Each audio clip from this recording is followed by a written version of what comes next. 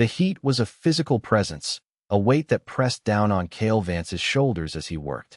The sun, a relentless white eye, hung directly overhead, bleaching the landscape of all color.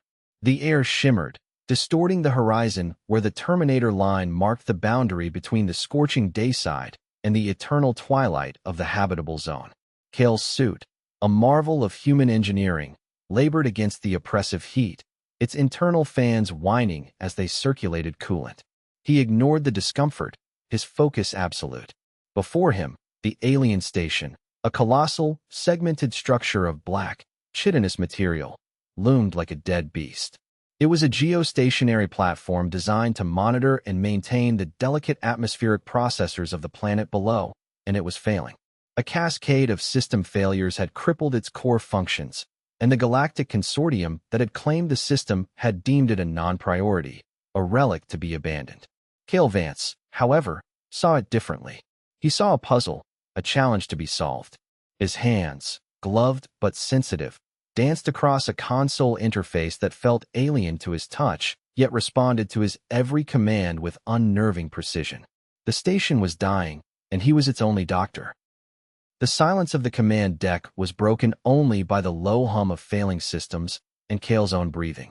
He had been working for 3 standard cycles, fueled by a stubborn refusal to let the station simply wink out of existence. The consortium's representatives had departed in a flurry of condescending remarks, leaving behind only a skeleton crew of automated drones and a single, terse message: decommissioning protocols initiated. Non-essential personnel are advised to evacuate. Cale was not a soldier or a diplomat. He was an engineer. And to him, a machine that could be fixed was never non-essential. He traced a complex schematic on the main display, his brow furrowed in concentration. The problem wasn't a simple power failure. It was a systemic corruption, a slow rot that had infected the station's very architecture. The alien technology was not wires and circuits, but something more organic, a crystalline lattice that grew and adapted. And something was killing it. As he worked, he felt a subtle vibration, a tremor that traveled up through the deck plates. It wasn't an earthquake. The planet was geologically stable. This was something else, something deep and deliberate. Outside the viewport, the landscape shifted. Not subtly, but violently.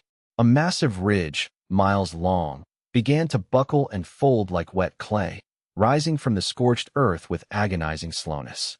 Cale froze, his hands hovering over the controls. He had seen the geological survey reports, of course. The planet was known for its seismic instability, a feature the consortium had deemed acceptable for a backwater monitoring station. But this was different. This was purposeful. A colossal shape breached the surface, a worm-like tunneler of impossible scale and terrifying power. Its segmented body, armored in plates of fused rock and metal, plowed through the crust, carving a new canyon with every movement. It was a planetary sculptor, a living machine that reshaped worlds to suit its unknown masters. Cale watched, a cold dread settling in his stomach. This was what had been killing the station. The tunnelers were burrowing too close, their immense gravitational and geological interference destabilizing the very foundations of the alien platform. The consortium hadn't abandoned the station. They had fled from the consequences of their own exploitation. The tremor intensified, causing the station to groan. Warning lights flared across Cale's console, casting his face in a frantic red glow. Structural integrity was failing. The station was built to withstand atmospheric stress, not to have the planet itself turned against it. Cale's mind raced, cataloging systems, searching for a solution. The alien architecture was a closed loop, a self-contained ecosystem. He couldn't just patch a hull breach. He had to heal the station itself. He accessed the core diagnostic logs, sifting through the alien data streams. It was a chaotic mess of symbols and frequencies, but to Cale, it was a language. He had always possessed an uncanny ability to learn, to absorb and master complex systems at a speed that bordered on the unnatural. It was a trait that had made him one of the most sought-after engineers in the human colonies, and one that had often made him an outsider. Now, it was his only hope. He began to translate the energy signatures, the resonant frequencies that pulsed through the station's crystalline heart. He wasn't just fixing a machine. He was learning to speak its soul. The effort was immense, a mental marathon that left Kale's head throbbing. He ignored the pain, the encroaching heat, the ever-present groan of the dying station. The alien language of energy was not one of words, but a feeling of resonance. He could feel the station's pain, a dull, throbbing ache that mirrored his own. He found the source of the corruption, a harmonic dissonance, a frequency that clashed with the station's natural rhythm, introduced by the gravitational waves from the tunneler's deep core activities. It was a poison, a sonic cancer that was killing the station from the inside. Kale knew he couldn't simply remove the cause. The tunnelers were too powerful, too far away. He had to change the station, to help it adapt, to fight back. He began to reroute the core energy matrices, weaving a counter-frequency, a shield of pure resonance that would deflect the dissonance. It was a delicate, impossible task, like trying to perform surgery on a star with a pair of tweezers. But Kale was driven by a fierce, protective pride.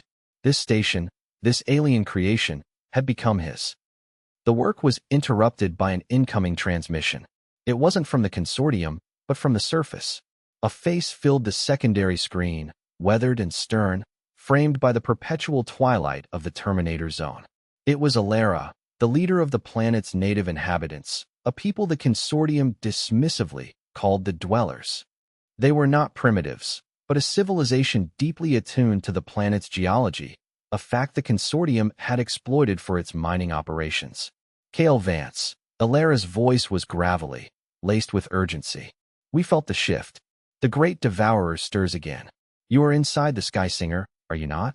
The one that sings the wrong song. Kale was taken aback. She knew the station's name and its function far better than the consortium's own reports. It's failing, Kale admitted, his voice tight. Your tunnelers are too close. They're killing it. Alara's expression hardened. The devourers are not ours. They are the tools of the architects, the ones who built your platforms and our cities. They are the ones who silenced the song. The transmission ended, leaving Kale with more questions than answers. The architects.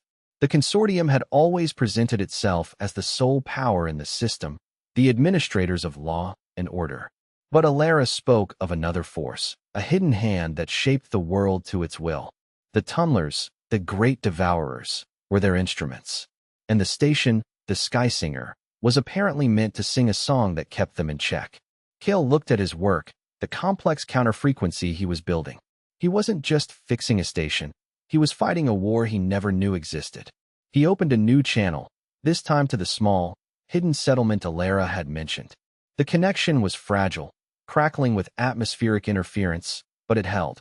Alara, he said, I need to understand. Who are the architects? There was a long pause on the other end.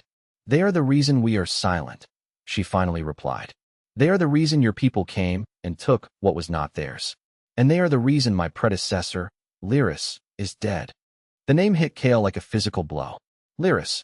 He had seen the name in the station's historical logs, a figure of myth and reverence. Alara's predecessor, a leader who had first made contact with the human colonists, who had tried to bridge the gap between her people and the newcomers. The logs mentioned her death vaguely, a tragic accident during a geological survey. Alara's words painted a different picture. The architects do not like dissent, she said, her voice low and dangerous. They do not like when their tools start to question their purpose. Lyris did. She spoke of a different way, a way of balance instead of consumption. The devourers came for her. The consortium called it a rockfall. We know it was an assassination. Kale felt a cold fury building within him. The consortium wasn't just incompetent or negligent, it was complicit. It was covering up the actions of its masters, the architects, who treated entire worlds as their personal canvases. He looked at the counter-frequency on his screen, a shimmering web of light. It wasn't just a shield anymore. It was a weapon. Kale made a decision, a reckless, desperate gamble that would change everything. He abandoned his original plan to simply stabilize the station. He began to modify the counter-frequency, twisting it, amplifying it, turning it from a shield into a broadcast. He was going to give the tunnelers a new song, a frequency that would disrupt their connection to their masters, a signal of rebellion. It was insane, a suicide mission against forces of unimaginable power. But as he worked, he felt a strange clarity. The station's pain was his pain now. Alera's grief was his grief. The injustice of it all, the casual cruelty of a galactic order that treated people and worlds as disposable, ignited a fire in him. This was what he was good for. This was the purpose his accelerated learning had been preparing him for. He wasn't just an engineer anymore. He was a revolutionary. He routed the amplified signal through the station's long-range emitters, aiming it not at the consortium, but deep into the planet's crust, at the heart of the tunneler's domain. The moment he activated the broadcast, the station screamed. The crystalline lattice glowed with an angry, incandescent light, and the deck plates buckled violently. Kale gripped the console, his knuckles white, as the entire structure shuddered. On the surface, Alera and her people watched the sky, their faces grim. They felt the change immediately, a discordant note that vibrated through the very stone of their world. Deep below, the great devourers faltered. Their movements became erratic, their tunneling ceasing as the new frequency warred with their ancient programming. The architects, wherever they were, had noticed. The sky above the station darkened, not with clouds, but with a fleet of silent, obsidian ships that emerged from the upper atmosphere, descending like vultures. Kale looked out the viewport at the armada, then down at his hands, still resting on the console. He had started a war. He had given a dying song a voice, and in doing so, he had become the leader of a rebellion he never asked for, fighting against the architects of a universe that had long ago forgotten how to listen.